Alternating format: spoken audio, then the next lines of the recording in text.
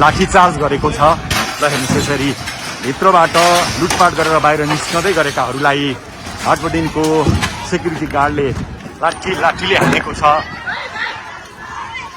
बाहिरबाट ढुङ्गामुढा भित्र धेरै मानिस घुसेको अनुमान गर्न सकिन्छ।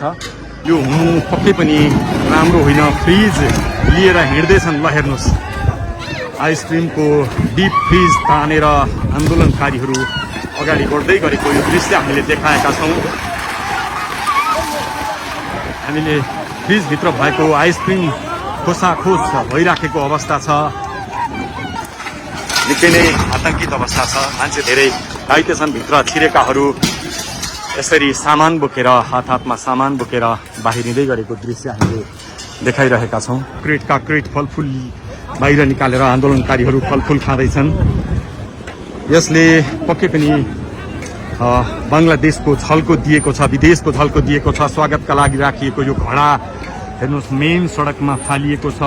फलफुलका क्रेटहरू बाक्साहरू यसरी फालिएको छ र प्रहरी आइपुगेको छैन।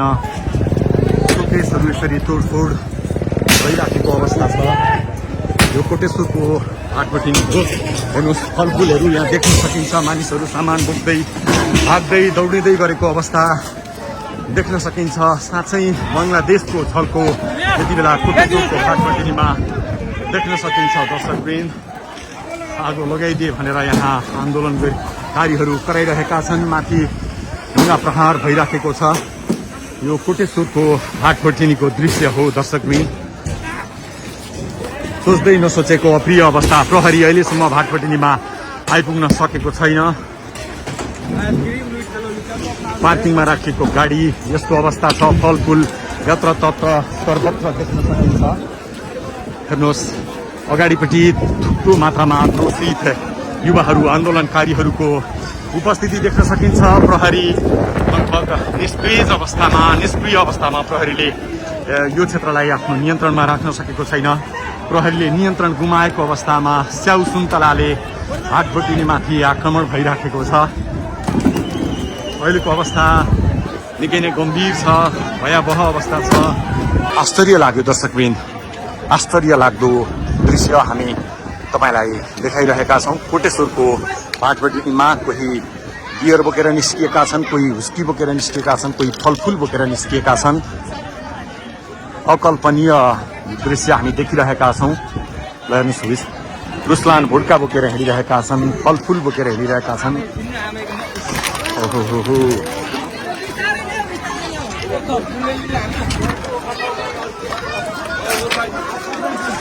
हाटबटिनीमा लुटपाट मचिरहेको छ। यो दुःखद दृश्य हो। व्यवसायी सुरक्षित छैन। दुर्गा व्यवसायीले भन्थे यहाँ कोही सुरक्षित छैन। आज नेपालकै सबैभन्दा ठुलो प्रतिष्ठित व्यावसायिक घराना हो हाटबटिनी सुपर मार्केट। यो पनि लुटपाटको शिकार भएको छ, निशानामा परेको छ। मानिसहरू भागदौड गरिरहेका छन्।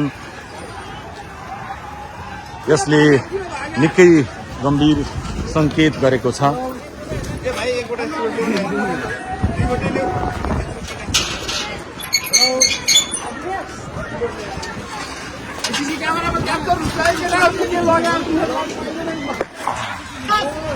सेक्युरिटी गार्डले लाठीचार्ज गरेको छ।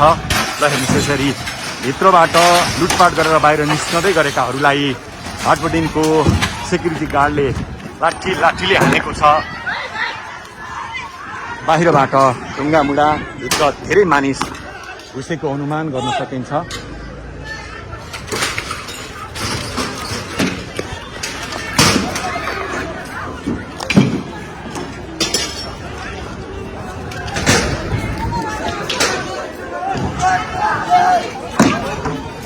दर्शकवृन्द निकै नै अप्रिय अवस्था, डरलाग्दो अवस्था हाटबटिनी क्षेत्रमा देख्न सकिन्छ।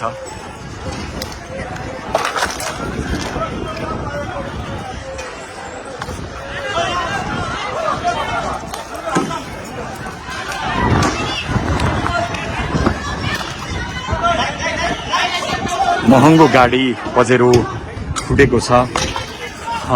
पैसा स्वेप गर्ने स्वेप मेसिन गाडीको मुनि फालिएको देख्न सकिन्छ। निकै नै आतंकित अवस्था छ। मान्छे धेरै घाइते छन्। भित्र छिरेकाहरू यसरी सामान बोकेर हातमा सामान बोकेर बाहिरिँदै गरेको दृश्य हामीले देखाइरहेका छौँ।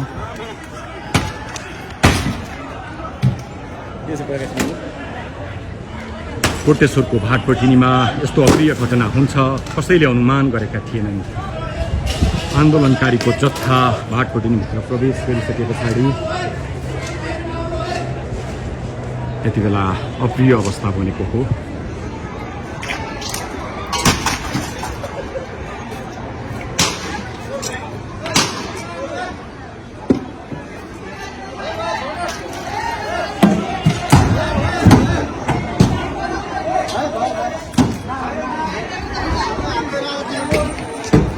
आन्दोलनकारीहरू अझ बढी सशक्त बन्दै भाटपटिनीभित्र प्रवेश गर्दैछन्।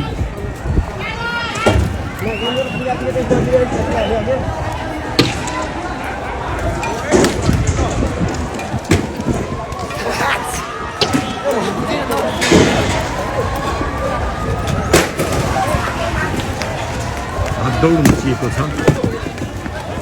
निकै ठुलो मात्रामा मानिसहरू भित्र छिरेको अनुमान गर्न सकिन्छ। दर्शकले निकै ठुलो मात्रामा आन्दोलनकारीहरू भित्र छिरेको हुन सक्ने अनुमान गरिन्छ। माथिबाट भाटपटिनीका कर्मचारीहरू हेर्दैछन्। यद्यपि यहाँ आन्दोलनकारीहरू पसेको धेरै समय भइसके पनि सुरक्षाकर्मी निरीह जस्तै देखिएको छ। सुरक्षाकर्मी आउन सकेको छैन। कोटेश्वरको भाटपटिनी क्षेत्र तनावग्रस्त अवस्था छ। यसले निकै ठुलो र गम्भीर सन्देश दिएको छ। राष्ट्र गम्भीर क्षणमा गम्भीर सङ्कटमा पसेको प्रमाणित भएको छ। दर्शकवृन्द, प्रहरी निकै अगाडि छ, तर थोरै मात्रै अगाडि छ। 500 मिटर अगाडि छ प्रहरी। यसतर्फ आउन आँट गरिरहेको छैन। प्रहरीले पनि कतै आन्दोलनकारीहरूसँग डराएको हो कि भन्ने सङ्केत यहाँ हुन्छ।